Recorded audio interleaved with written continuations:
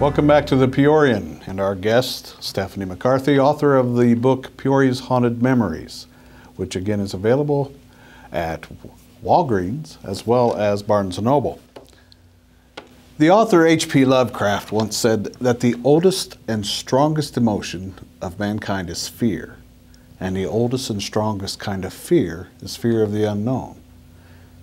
If that's true, why do people seek out the unknown?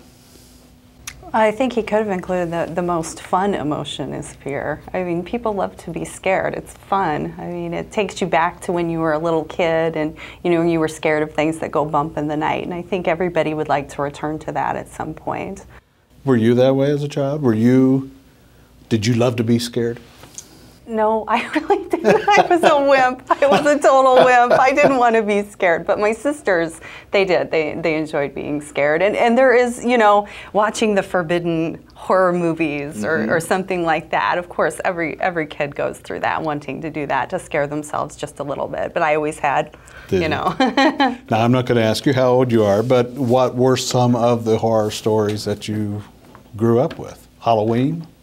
Well, yeah, you know, I think probably what anyone my age grew up with, you know, starting with the slasher movies and all that, and which I guess looking back now they're funny, but then they were scary. You know, when you're a kid, everything like that is scary. Just, like you said, the unknown. Well, the bump in the night type of fears. Did you sometimes have to look under your bed before you turn the light out to go to bed? Sometimes the light wouldn't get turned out. I told you I was a wimp. I meant it. I was a total wimp. But yeah, I was a nervous child. So but my parents were, you know, they were cool about it. They would always help me out and assure me that no one was hiding in our house waiting to kill me. So, how did you choose which ghost stories that you've heard to include in your book? I wanted the emphasis to be on history. Okay. So I started from the historical aspect, just basically making a list of our most beloved landmarks. And from that, and all of them already had ghost stories. I really didn't have to seek that many of them out. And from that list, I had to narrow it down. A lot of the schools have ghost stories attached to them, but I made the decision not to include schools because it's hard to get children to go to school anyway. And if you tell them their school is haunted, you know, they might be thinking about that instead of their education. So I decided not to include the schools. But everything else, it just kind of all came together naturally after I had that list of landmarks. How long did you research the book? A year, maybe a year and a half. What were your resources? Mainly the Peoria Public Library, the main branch of the library. They have which is haunted itself, which is haunted, yes. So while I was there, I was always hoping to experience something, but I didn't. But the main branch, I haven't been there since the renovation, but prior to the renovation, they had a great local history section. And the librarians there are all incredibly helpful. There were so many resources there. They have vertical files that I had no idea existed regarding haunted Peoria, haunted happenings. Back to the question about fear of the unknown and people seeking out ghosts and the supernatural, that played a part in your decision, did it not, to go ahead and write this book? It did, yes, because I think the easiest way to get people interested in history is to throw them something that will captivate them. And there's something captivating about ghost stories, like I said, that take you back to your childhood. So I really wanted to get people interested in the idea of the ghost story and then have them go a little deeper than that. Well, why do we have these ghosts? You know, what is it about this building? What is it about its history that would even make it ripe for a haunting?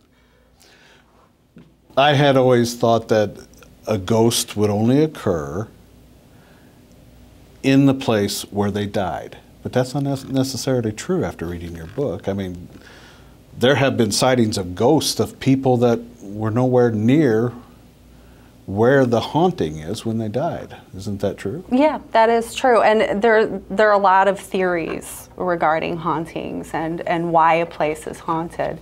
And one of those is that the ghost can attach itself to objects, not necessarily places. And so if an object moves, a ghost is able to move with it. And so that's the theory behind why some places are considered haunted that haven't had an actual death there, because of the things that are associated with that place. Okay. Did you personally visit every place that you've listed in your book? I did, and it took me a long time, and I was pregnant with my son at the time, and my husband was very supportive and humoring me and taking me to all of these places in Peoria, even though it probably looks kind of ridiculous for a pregnant lady to be standing on the corner of High Street and Sheridan taking pictures of the sidewalk. But he was incredibly supportive, and he went with me to make sure I was safe. And yes, I went to all of them, and it was a lengthy process. When we come back, we're going to tell you about the Haunted Peoria tours and how you can participate. But first, here is the Peorian's own literary and dining specialist, Kevin Kizer. Oh, hello. I'm Kevin Kizer, the literary and culinary guy at the Peorian, and things are really popping off right now. We've got tons of content on the website and lots more fun stuff coming soon. One thing in particular we are really excited about is reviewing Arguably, selected essays by Christopher Hitchens. Now, Hitchens is a brilliant writer and noted public intellectual whose previous works include God Is Not Great, Letters to a Young Contrarian, and his recently published memoir, Hitch 22. But what makes this even more exciting is the author himself has agreed to an interview for the Peorian. I guess that makes it an exclusive or something. But Mr. Hitchens was diagnosed with esophageal cancer over a year ago, and we were surprised and delighted when he agreed to our interview. The man has led an incredible life. He was spanked by Margaret Thatcher and nearly clawed by Mother Teresa, as if that's not enough. We'll also ask his thoughts on famous Peorians, including Robert Ingersoll, whom Hitchens has quoted in the past, Richard Pryor, and Betty Friedan, so keep an eye out for that in the future.